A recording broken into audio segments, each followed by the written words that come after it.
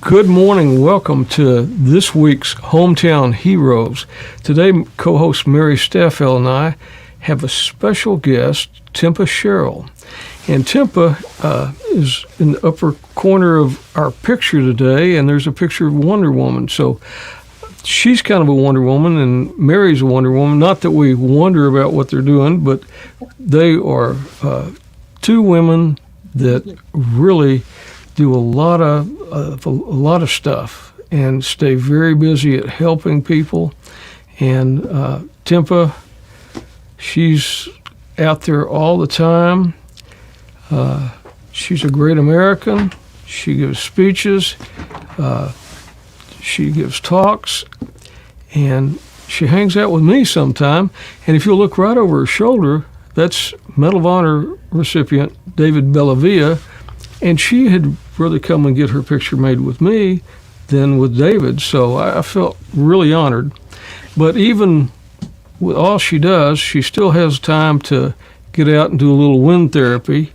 She's got her own motorcycle, and she also works on it. I was watching a video yesterday where she took her motorcycle apart, put a new stereo system, I guess that's what you call it, took it apart, took the gas tank off so you could put some kind of amplifier, and I was impressed. So Tempa does a lot of stuff. She's athletic.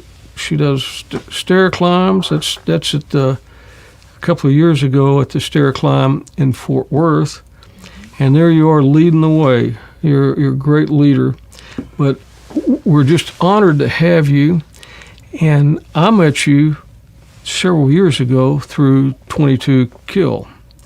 And just tell us a little bit about how you got from living in a little town north of Abilene, a high school teacher, to being a counselor, having your own firm, and helping a lot of people in their trauma and their grief and their healing and their recovery. So, Tempa, tell us about you. Awesome. Thank you so much, Rick and Mary, for having me today. I just want to start with saying that the real heroes are the people I've served over the last few years. Those are the real heroes, and I just want to say that up front. But my story it started back when I was a child, really. My dad is a Vietnam era veteran, and I had numerous family members who served in service from World War II all the way, to the present. And my father-in-law served in the Marine Corps in Vietnam. But as a child, I was mental health issues were very much part of our family, and it goes back to grandparents, great grandparents. My father and many family members have struggled with mental health issues, and so I grew up in that environment, and really it was just my normal. And it wasn't until I was an adult looking back on it that I realized kind of what I had grown up in, and what to call it. I knew things were different, but I didn't know really what it was. So fast forward, I was determined to school and academics and just achievement was kind of my way of escaping that. And so I was determined to do all kinds of things. I had lots of dreams, and I was a theater major first in college, and so that I was a theater teacher for 18 years. And then while I was in school, before I became a teacher, I met my husband AJ at McMurray University there in Abilene, and he's from Burleson originally. So we met out there, and we were married in '92, a long time ago. He was a Marine at the time that I met him and married him, and stayed in the Marine Corps for about 6 years. And then he became a police officer. His first police job was in Abilene, and the first half of his career he spent out there, and he was doing all the things on the SWAT team, and he was very happy out there, and I was teaching. And then, You were teaching high school at the time? yes, teaching high school. I taught at Cooper High School and Abilene High School. Both of them, Both, the yeah. the Cougars and the Eagles, I right? did, yeah, and I ended my time there in Abilene as an Eagle. So Okay. yeah, it was a great experience. I learned so much doing that. So our my husband's brother passed away from a motorcycle accident in 2000, the year 2000, and we ended up moving up here. We wanted to move back closer to his parents here in Burleson, and we wanted our kids to be able to be near their grandparents. They needed them, and so we moved up here. AJ was working in a smaller department there in Dallas, in the Dallas area, and we were living in Burleson. And we got the itch to go back in to service post 9/11. He was feeling called to do that, back to service. And the Marine Corps didn't want him because he was too old already. And he was like in his around 40, pushing 40, late 30s. And so he joined the Army Reserves, and they welcomed him with open arms. And 7 months later, he was deployed to Afghanistan. Mm. So being a police spouse, you know, shifts and the high risk of him being an officer just was part of our way of life. You know, we he did his job. We went on our way, and I was working as a teacher, and so. But this whole deployment thing was a very new thing for our family. We had a middle school student, a high school student, and a college student that year. And a theater teacher is kind of like a high school coach. You teach all day and you work all in the evenings, at night and on the weekends. And it's a very, can be stressful, rewarding, but stressful. So when he was deployed to Afghanistan, things changed for us. And I started seeing when he came home on leave about midway through his deployment, I started seeing a change already immediately. And I didn't really understand or know what to expect. We didn't know how to manage it. And then when he came home, it was just immediately, I knew he wasn't the same person that we sent over there. Mm. And it took us about 6 months to talk him into getting some help. He went to the VA, and he got very lucky. We had actually a really good experience with the VA because we had providers who really cared. And he saw his first psychiatrist that he saw there for like 6 years, and he had a good rapport with him, and until he moved on. But we don't have any stories, about that wouldn't be anything but positive, really.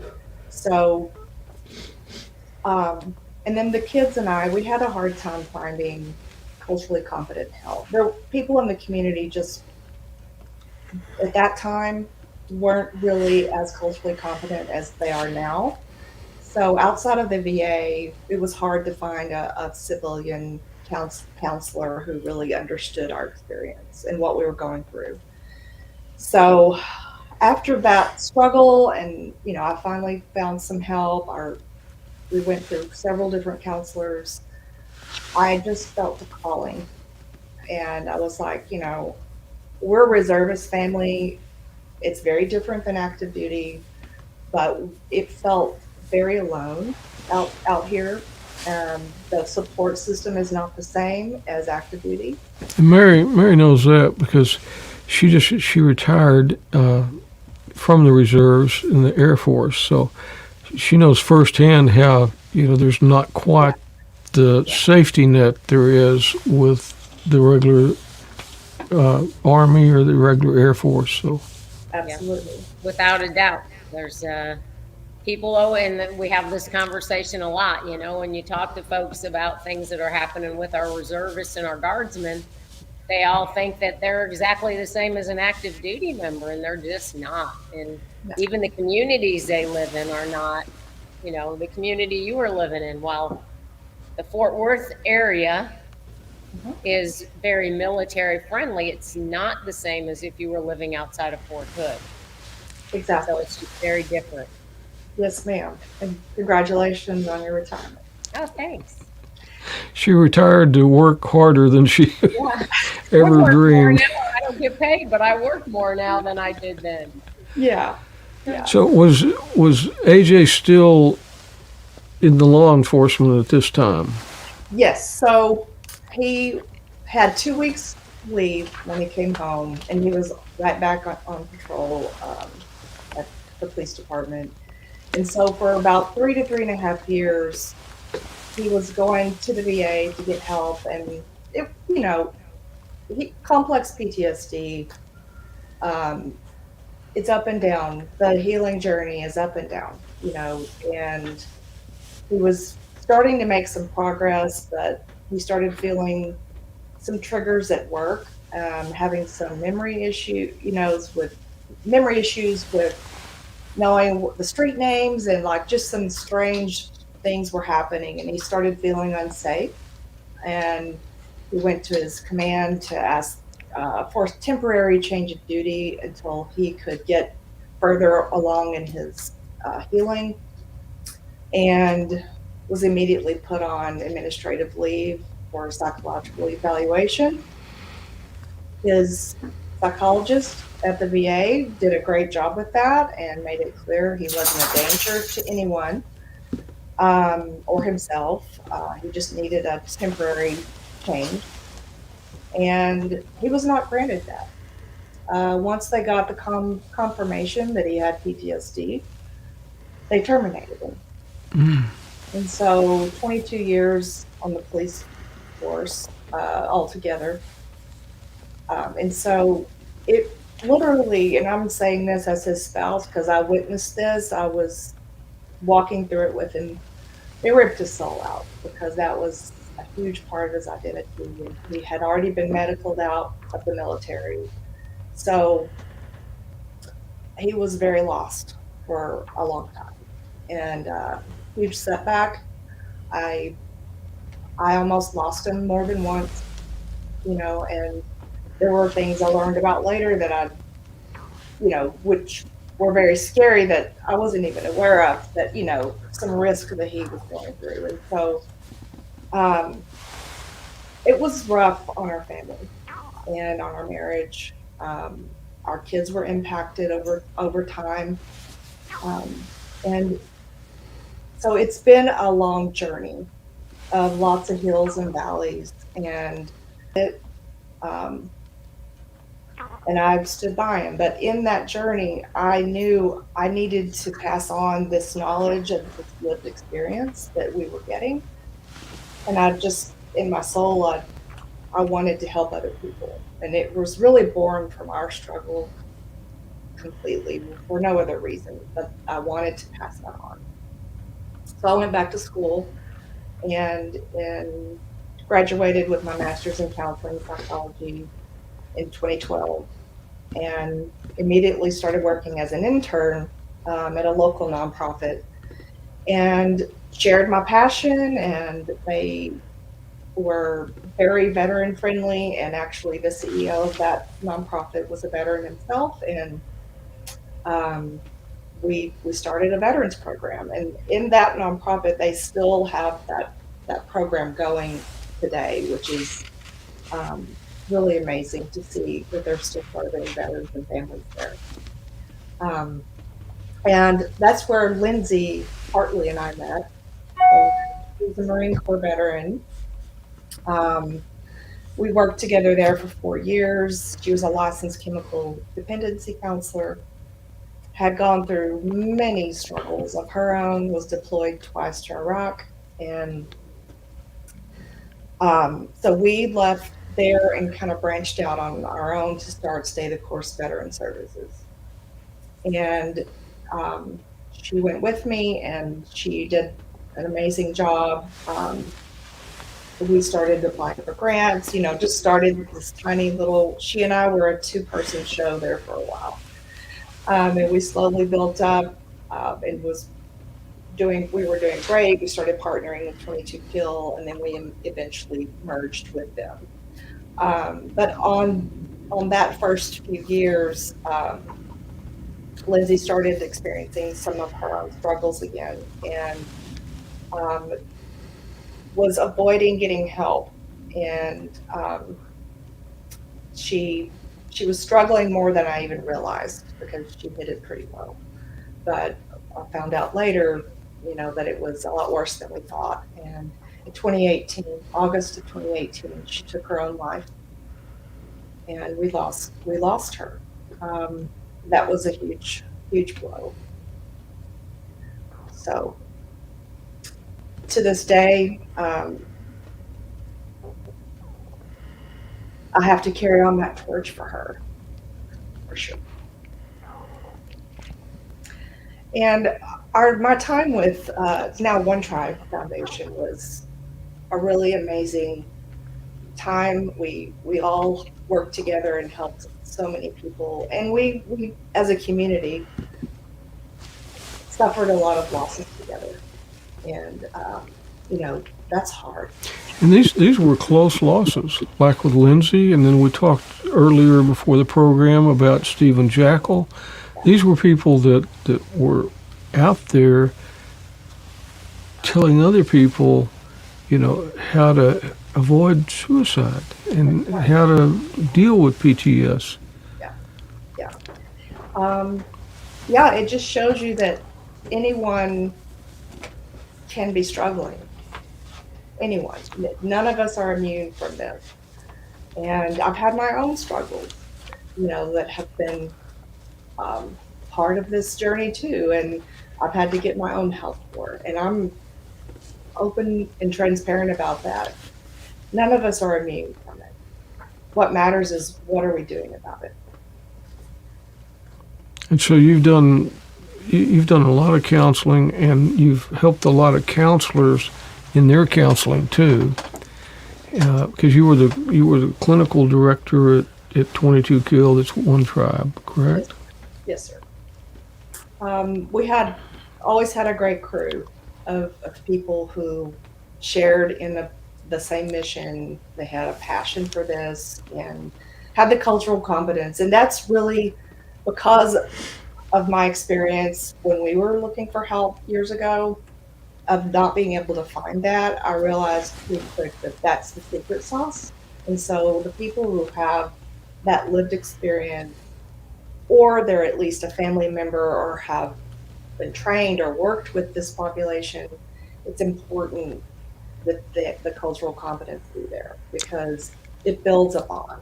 And it's just not the person that needs the help and the support, but the family also. Yes, the family, and those. I think that active duty does a better job with this than the reservist families, or the reservists do, in terms of supporting families. But overall, the families are left out in general, more than they should be. You look back over decades of time and think of the millions of family members who've served with their service person. It's pretty incredible to think about that. And so many of the older veterans, World War II veterans, Korean War veterans, and a lot of Vietnam veterans, they have issues, but they don't really either realize it or want to accept that they do have issues. And I know that with some of the World War II people, they said, we don't know what you're talking about, this post-traumatic stress. We were just tough. We came from a different time. Yeah. But even having my father, who was in the South Pacific for 2.5 years, going from island to island with the Marine Corps, I look back and see there were issues that he had that, we just wondered why he was like he was sometime. But there just wasn't that help. Right. They called it shell shock. Yeah. That's right. And because that's Don, and so often he'll go, I don't know what they're talking about, and I'm like, Don, what was that 9 years between the time you were on the island and the time you found God and you changed your life? What was that 9 years in there? You Because called it something different. That's so right. many times they turn to alcohol or drugs. A lot of World War II guys, they turn to alcohol. Yeah. And then these younger guys, they turn to alcohol and drugs. So, Yeah. Human beings, it's human nature when you experience a disturbing or traumatic, you know, experience, event, or multiple experiences. It's our human nature to medicate that and find ways to soothe it in some way. And, the behaviors that come out of that, people don't really make that connection that this is a trauma related behavior. But many behaviors are because we just try to find ways to feel better. And we don't have that awareness sometimes of what it is. and with trauma, we think so many times that trauma is getting hurt physically, losing an arm, losing a leg, uh, getting beaten if you were, have the battered wife syndrome. And so many times there's that inner trauma that people can't see those scars that are there. So, Right. They're buried underneath uh, invisible wounds, is what we call them these days. But and over time, like you're saying about our World War II veterans and even the Vietnam veterans, we've called it something different over time. And now we have learned so much more. We're able to describe it and treat it in ways that are effective. And we've come so far with this. and Mary, in her world in the military, your units, they had a lot of deployments. So you worked with people all the time that came back that were broken, that had issues. And, I know that you had some suicides in your unit and had to deal with that as a first sergeant. And, Yeah, and we in the reserve we do a good job of trying to connect people with resources, and the Air Force Reserve has the Yellow Ribbon program, and so when you come back before and after deployments, you have these weekends that you can go on, and then you have to go to uh, certain sessions with your wife or your husband, whoever it is that's your support system. Some people aren't married; they bring their mom or their best friend. But they bring the whole family and the kids have activities. But that's still, to your point, Rick, that still doesn't. We always want to say, oh, we've taught everybody all the signs. We know what to look for. But, the reality is that we've taught them all the signs. And so now they know better how to hide them, which is what happened with the airmen that when we came back in 2019. And we weren't home a month, and the next UTA he was supposed to show up, he didn't show up, and we're like, what the heck. He's living his best life, single guy, just bought a new truck, life is good, made all this money while he was deployed to help him along, and didn't show up. We sent someone to his house to do a welfare check, find out what's happening. It's not like him, and we find him and he's deceased. It's it And then you have to work with the unit because suicides tend to breed suicides. So now we have to really keep a tight eye on everybody, because now we have, then I get called when I'm out at the commemorative air show that there's an airman that they just took to JPS with suicidal ideation. So I have to leave and head over there to, find out what's happening. But they breed suicides, and it's hard because we have taught them the signs. So now I think they know better how to hide it. Yeah. So I'm all about, and thank you for your work that you've done, Mary. That's incredible. And I'd love to hear actually more about that.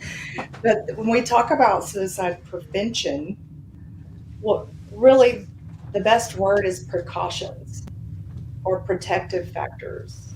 And and until as long as we keep the conversation around the crisis and we wait until someone's in a crisis to intervene, then we're not going to make the impact that we could make if we were to go upstream. And Mhm. so, why don't we talk about wellness? How are you taking care of yourself? Why can't that be a part of our culture way early on so that this avoidance of helping ourselves, we need to be breeding this concept of saving yourself Yeah. because, But you say that, but what I found was, and I retired in 2020. So I have a long break in service similar to what your husband had. I came back in at 45 years old after a 19 and a half year break and served the last 15 years in the reserve. And we did a lot of resiliency training. We did a lot of suicide prevention training. We did every kind of training there was. We talked about it. You're supposed to wrap your arms around people that you only see 39 days a year, which is one that's hard to do. yeah, And then, you've got all these things, but then if we show up and we have anything wrong, any medical condition, then it can get you discharged. So yeah, people, even though I worry that the military tends to speak out of both sides of its mouth. You gotta fess up if you got a knee injury, if you got this, if you got that, if you've got suicidal ideations, say something and all this stuff. But then what happens is you're 18 years in and you're not protected yet and you get discharged. yes, And so we're speaking out of both sides of our mouth. I heard more than one person in personnel tell people, um, don't tell them until you get over where you're protected when you're in sanctuary. Don't tell them about what's going on Mm. because they'll discharge you so they don't have to pay you retirement.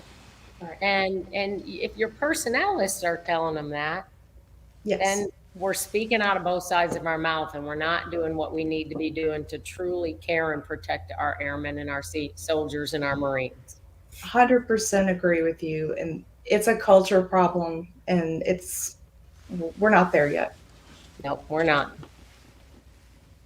You deal with grief, and then you deal with the recovery, and then you deal with healing. And I know that once a year, Tempa and I go serve the Gold Star parents at the Gold Star Parents Retreat.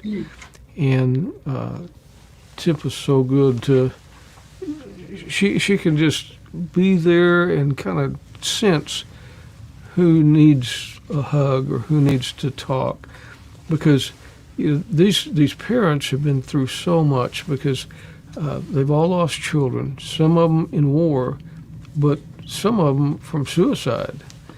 And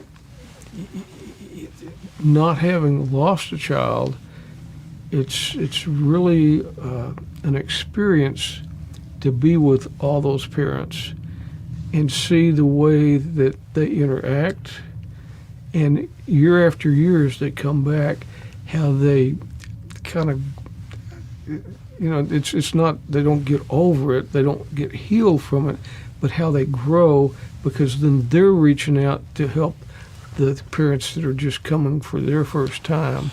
And I just always appreciate watching you, in your tender spirit, work with those parents and bring the things that you bring to them, because that's so important for them. And we have things like the Gold Star Parents Retreat to help those Gold Star parents, but then I think about the millions of parents out there whose children have died either from suicide or from fentanyl overdose or drug overdose, and they don't have a lot of times a support system like that.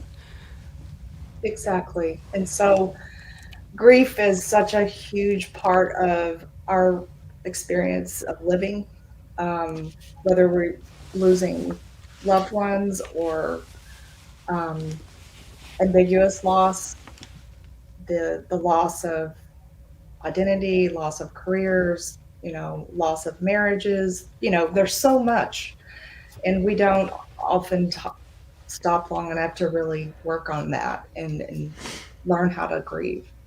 But losing a child is, for me, would be the worst thing that could happen.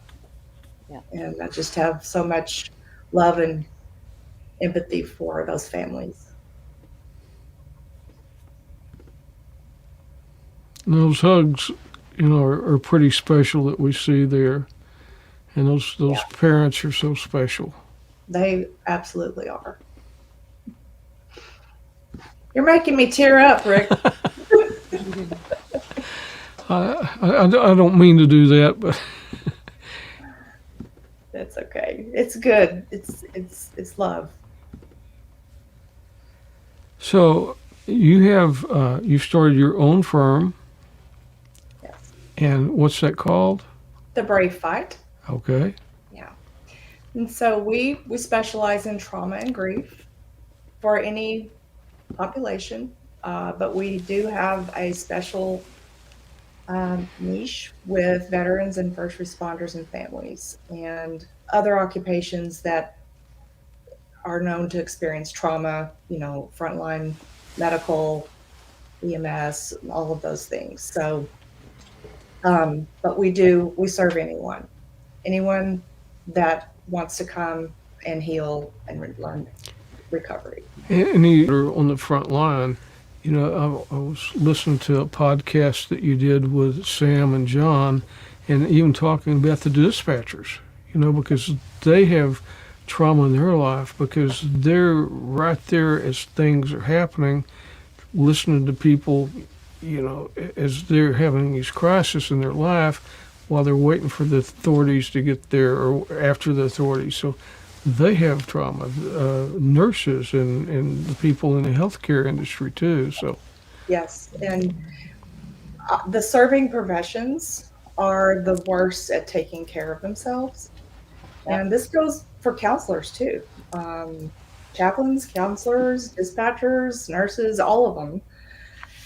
And so over time and then overnight, it can become a problem when you've had this layers and layers of trauma exposure. So your practice is in Fort Worth, is that correct? Yes, we're in downtown Fort Worth. We Okay. also have an office in Cleburne. Okay. And you can do the virtual calls too, the virtual appointments? And, Yes, we Where you do can- virtual. Okay. And we accept insurance. We have a sliding scale. And we are a private practice, but we're committed to creating access to care because that's a difficult thing nowadays. And I know that it was several months ago, our friend Larry O'Neill with Fort Worth Memories, there was one of the members of Fort Worth Memories whose child was really in a crisis situation. And he said, Larry called me and said, who do you know that might be able to help and talk? And you were the first person that came to my mind. And I got you all hooked up where hopefully the fellow got the help that he needed. So Thank you for doing that. We're there, and our team is well trained in trauma and in the culture of veterans, first responders, and families. We have several people on our team that are former first responders, current first responders, and a lot of people don't know this about me, but I'm a former paramedic. you've done a little bit of everything. I have. Before I was a teacher, I was a paramedic for 4 years. And then I finished my degree and got into teaching. So, yeah, that was a great experience. And your website is thebravefight.com. Yes, sir. And they can go get more information Yep, about right that. hmm And And on our main number, if people aren't comfortable making a phone call, they can text our main number and someone will respond. okay. And what is that number? It's 817-381-6991. Okay, we'll add that to the description below. You do other things to help people recover and heal. I know you and AJ do a lot of wind therapy where you ride motorcycles and Yes. enjoy that. I know that One Tribe 22 Kill, they have a wind therapy that they do every few months. So Yes, they. That's a great program, and actually, my brother-in-law is the program director for that program, and Okay. really proud of what they do. But the non-traditional therapies, approaches, nature, hunting, fishing, all of these activities are part of the healing process. And do you help direct people to those different activities whenever you have somebody that you think, hey, we need to send this guy out or this lady out to kayak fish? Because I do things with Heroes on the Water, and then we've Yes, got Patriot Anglers that take guys fly fishing, and there's yes, all kinds of activities that horse therapy, that equine therapy. absolutely. I believe there are many paths to healing, and it's not just one way. It's a unique combination of what works for you. Sometimes that's being out in nature, riding a motorcycle, going fishing. It doesn't have to happen in the therapy room. It can happen in strange places. One time I went with let's see, John and Joni. Is it John and Joni? The motor clothes. What's her name? Oh, Johnny, Johnny. yes. Yeah, we went to it was horse yoga, and we we went in this place where the horses were, and did this yoga. I mean, I didn't do all that stuff where you lay on the ground I and was all that just going to stuff. say that would have been something I want to see. Yeah, that would have gone viral. But That but would you have been stand like out Bob there, Younger doing yoga. you stand out there, and you do these yoga deals, and the horses are just walking around, and they come up to you to, I guess, figure out what's that old man with a ponytail? What's he doing out here doing all this yoga? But that's a type of therapy, and Absolutely. riding and things like that. But Yes. we got the first responders. That's really critical. Just with AJ's experience, because I think so many times, and in the military, like Mary was talking about, sometimes you don't want to talk because you could get terminated or let go, and you've got your life invested in that. But Yeah. I think that we're getting better. Maybe I know Fort Worth seems to have a pretty good program, and I know that One Tribe's worked with them. Dan Lombardo works closely with the police department. So Yes. Yes. It's the thing is we have so many people in the community that care and that are doing everything they can to connect with the people who need healing. And I love that. And if we can all work together, we can accomplish more. absolutely, how can we help you help the people that you help? I mean, what can we do to help people? I think you're doing that. You guys bring people on your show and you put the word out, out there and across social media. Um, and people have to know about what services are available.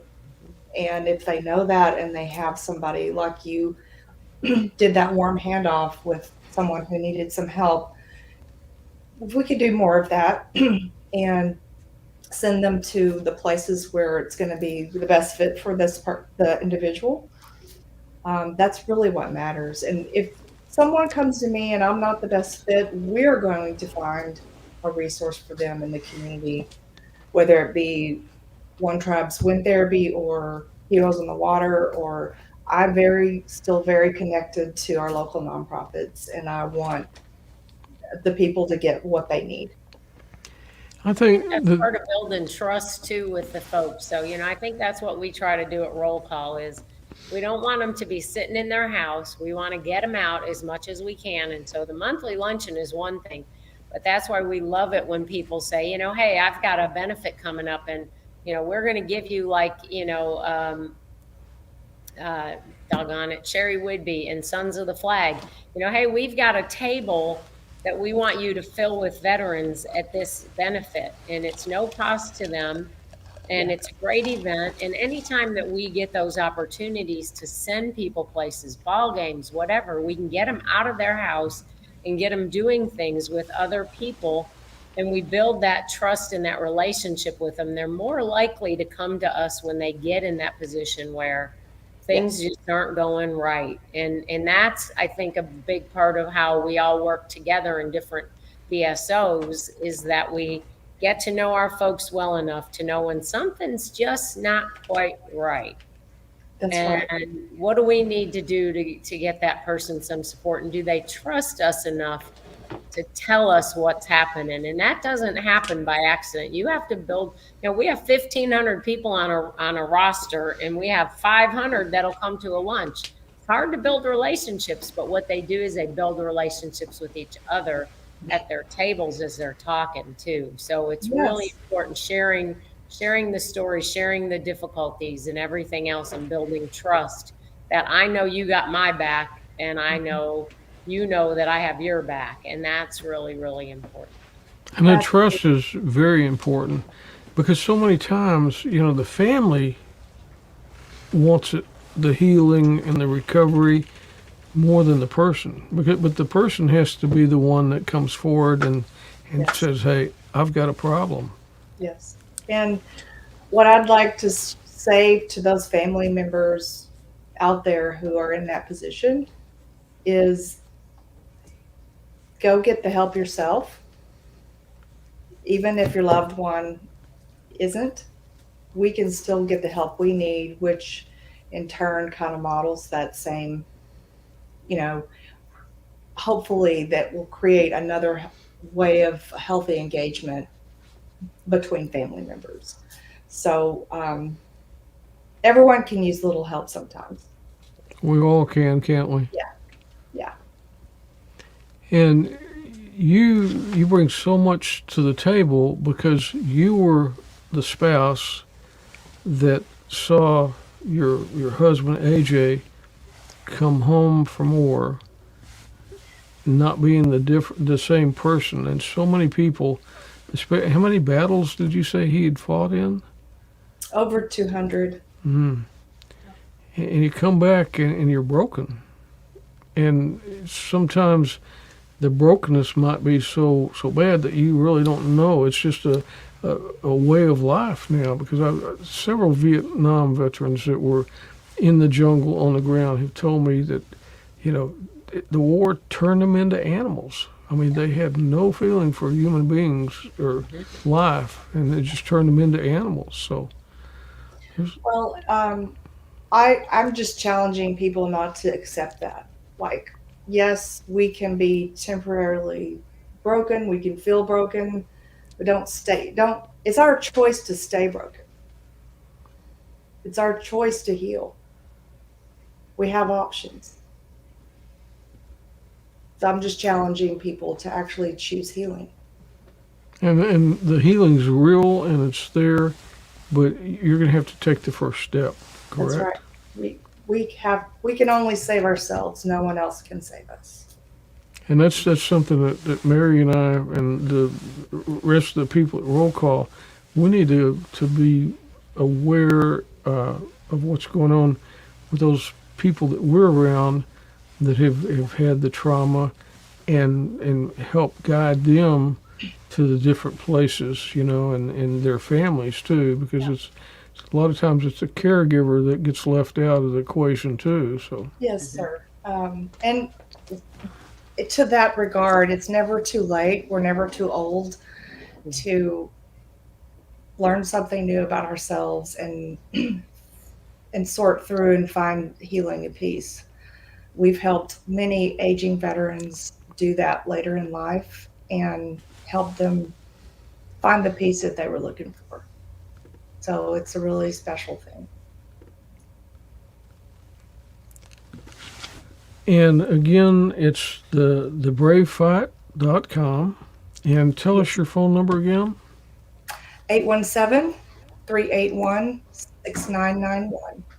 Okay, and just if you've got problems and issues, or if you're a family member and you want to reach out to Tempa and her other counselors, just give them a call and take that first step and see if you can get your family member involved in the healing and recovery process. We are there waiting for you at any time. And I'm just going to go through a couple of pictures. This was a couple of years ago at the Gold Star Parents Retreat. You know, because those people are so precious, and it's just such a good ministry to be in, and to be able to work with these people. But tell us about this. This was whenever we were at the cemetery that day. You know, what do you have in your hand? Those are we have a Lucky Penny honor rings from 22 Kill, and the star from a retired flag.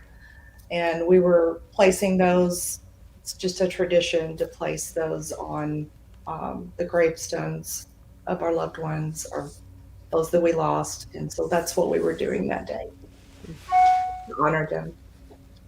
And that was very traumatic for you to go through the death of, you know, somebody that you love so much. Yes, it was rough. Because she was only about 35 when she took her life, wasn't she? Yes, sir. Yeah, she left behind a 13-year-old daughter. Oh my. Hmm. We miss her greatly.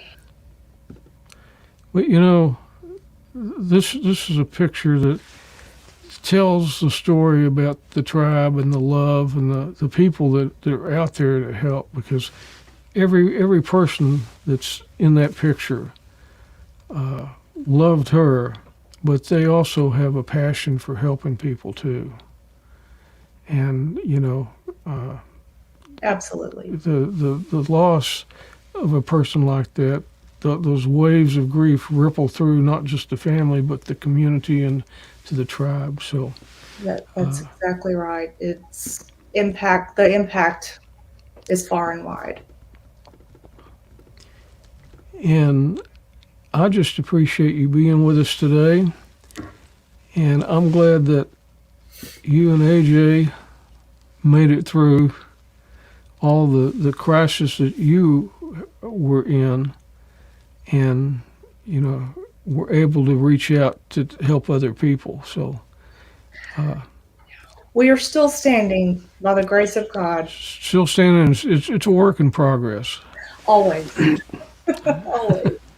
Anybody that's married for any length of time, it's a Yes. work in progress, isn't it, Mary? So, Yes, it is. 31 years. and I'm AJ, married too. I got married in 92. I'm on 51, going on I 52. say Rick's a little bit ahead of us. But AJ, you know, he's just such a great guy. I always enjoy being with him and interacting with him, and I know that he loves you so much, as we all do. We've gotten so many comments today. One of them said, "Grief is the worst pain to endure. It is always with you, and it's so hard to learn how to move forward. My heart goes out to those who have suffered the loss of the loved one." And then another one says, "Tempa equals hugs, tears, smiles, and lots of love." So you have made a tremendous impact on a lot of people, Tempa. And I'm just blessed to be your friend and know you. Thank you so much. I feel the same about you and our community. It's all love and hugs. Well, thank you so much for being on here, and we're going to put your information out and certainly send people your way that need the help. But thank you, Tempa, for being with us on Hometown Heroes today. And God bless, and tell AJ hi. I will. Thank you all so much. I Thank appreciate it. you. And we'll see you later. Thank you for being on Hometown Heroes. Bye-bye. Okay, Mary, how are you today? Oh, Huh? I'm doing okay. I'm trying to recover from one heck of a busy weekend. You have. You were at the Oh my baseball goodness. game. You were at the Speedway. You're kind of Yeah. the all-American sports lady, aren't you? I mean, Oh my goodness. So we had the luncheon on Friday, and that's always a lot of work. And then Saturday I had, John Wilhite was recognized by Lockheed Martin and the Rangers on Saturday, and that was really cool.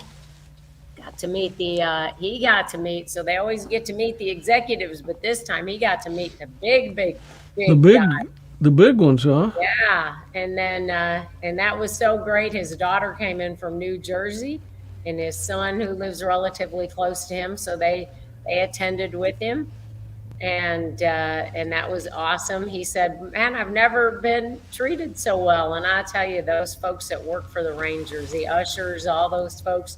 There's a lady who's a supervisor. Her name is Judy, and she just fawns over them and takes such good care of them. I mentioned to her that he had graduated from SMU, and she went and found a Texas Rangers hat with SMU on it. Oh my. So that was just fabulous. And then Sunday with Don and his family. So we got his family out to the racetrack. And Kelly Castonguay was in tow with us as well. So, we always love to have her because we're all part of that same family. And we went out there, and Don sang "God Bless America" like nobody's business. And I told him How many it was people were funny out there? because the first few words, Don's usually pretty confident, but the first few words he was kind of, seemed a little hesitant. And as he got going, then he really took off and he just made it fabulous. And I told him later, I said, yeah, I noticed that you did that. And he said, you noticed? He said, I was trying to get a feel for the crowd, but it was so hot that a lot of the folks, I think, that bought tickets maybe weren't there or were way up high in the stands. It wasn't as full as I've seen NASCAR races, but NASCAR is so patriotic. They always have the military out there, and they had them out doing interviews with the military folks for Veterans Day thing that they're putting together. It was really incredible. So, Don really enjoyed it, but he doesn't live far from the Motor Speedway, and he fell asleep on the way home. Yeah, he was tired, huh? He was tired. I That told was him he's got a break till Friday morning. We don't have another event till Friday morning, okay. which is good because I got run down. It sounded like you kind of lost your voice a little bit, Yeah. so Yeah. yeah. And Monday is the Medal of Honor Museum Veterans Luncheon that we're going to go to. Yes. And Yes. And if you're a veteran and you want to be a part of that, they have got it where you can go to their website they have, and it will allow you to join up as a member of the museum's veteran association. I can't remember exactly what it's called off the top of my head, but you can sign up to do that. The lunch may be full already for the second because it was a very small group, but you can still be a part of that, and then you'll get included on future events that are going on and that sort of thing. So the museum is coming along. that's good. I was real careful. I tapped all this stuff up, and I lost it that I was going to talk about because of all the events coming up. We've got that Medal of Honor Museum luncheon, then Lockheed on Wednesday. We Yeah. take a couple of World War II veterans Veterans out there. Mhm. Yep, you're going For to have Al Chatwin and Don Graves out there to meet the vets good, with you and good. Steve. Yeah, So I'm excited about that. yeah. I'm going to get to go. So I haven't been out there in about 6 years. So next week also on the 5th, the Fort Worth Stock Show and Rodeo is having a clay shoot to benefit the youth, which they'll have their clay shoot on that Saturday. There's a lot of stuff going on Saturday, but they'll have that where they'll give scholarships and other things to the winners. And then the 11th or the 12th and 13th, Light Up to Live, they're going to have their clay shoot and then their golf tournament. And the 14th of October is the Tunnel to the Hours 5K. And the 15th of I'm October. representing. Got my shirt. Okay, you got it on there. Okay, Winky will be proud of you. Yep, got it on. The 15th is a big day. 15th of October. Earlier in the day, the Pioneers Rest Cemetery is going to have their Fall Fest. And then we're going to have the roll call clay shoot at Defender Outdoors. And there's still time to sign up. I think, is that a jet coming over my house or yours? Because I think we're probably... I think it's your house. Okay, we're probably in about the same flight pattern. Yeah, so. we are. So maybe it'll come over mine here in a second. It might hit you before me. Yeah, I think that was F-35. So at least I know where it's at. The Air Force or the Marines or whoever crashed that. I couldn't believe that they lost an airplane. It was a Marine, not Air Force. But tell us a little bit about the clay shoot. It's going to be at Defender Outdoors, the 15th of October. There's still time for sponsorship if you want sponsorship. Yeah, the biggest thing we need is we need shooters. So if you are wanting to get out there and do a little shooting that day, hopefully the weather will cool down. But go to our website at theroll-call.org and you can sign up, get yourself a team, come on out and shoot. We have got a ton of stuff that we're going to raffle and auction and everything else. And the prizes are really awesome. I know Jeff's been putting them out on our Facebook page so everybody can see them. It's going to be a great time. If you're not shooting and you just want to come out and visit with veterans, or you want to come out and bid on things, then come on out for that. You can do that as well. And there's going to be a food truck if you come out and you can eat there. If you don't have a shotgun and you want to shoot, I know Defender Outdoors, they can rent you a shotgun. And you can rent pretty nice shotguns there. So it's going to be a big event, our first annual clay shoot. Let's see what else we've got going on. So before we get too far down the road, this Saturday night is the Country for Country. Oh, that's right. With, that's what I want to talk about. And we got a table of 10 and one of the couples dropped out. So if there's another couple that's interested in going, it's in Prosper. And the only thing that she asks is that you're willing to be there from 5:30 to 10:30. It's no cost whatsoever. Food by Texas de Brazil, open bar, and great music. Just will be a lot of fun. Don will be singing, as he does for most Sons of the Flag events. And they are just wonderful to us. I can't say enough about, how wonderful Sons of the Flag have been to us. They have been very good to us. Larry O'Neill, who helped get Hometown Heroes started with Fort Worth Memories, is having his annual bike drive. So you can go on Facebook, Fort Worth Memories group, join that group, and you can find out more about the bike drive. He's given over, I think, 16,000 or more bikes away in the last 35 years. And his goal this year is to give over 800 bikes away. I think they're going to, the last time I heard, they were going to do it at Farrington Field, and that'll be in December. The Holidays and Heroes, they've got their Thanksgiving coming up where they're going to provide about 100 pounds of food like they did last year to about 500 military families at NASJRB and some of the surrounding area like the Army Reserve. We're going to have some Army Reserve families we're going to help. And if you go to Holidays and Heroes website, you can find more information about that, because they're going to need volunteers early in November to go to the Tarrant Area Food Bank to help pack all the boxes. And then the 15th is the actual time that we give the food out, have the food distribution. Then on the 16th of November is going to be the Sky Ball. And I think that backing up a week, I think on the 12th of November, Freedom Mobility Foundation, we're having our annual golf tournament. That'll be a lot of fun. You can go to Freedom Mobility Foundation website and find out more information about that. It's at Robson Ranch up by Denton, and it's a family golf event. So they've had petting zoos. We'll have probably helicopter land, maybe the skydivers. It'll be a great event.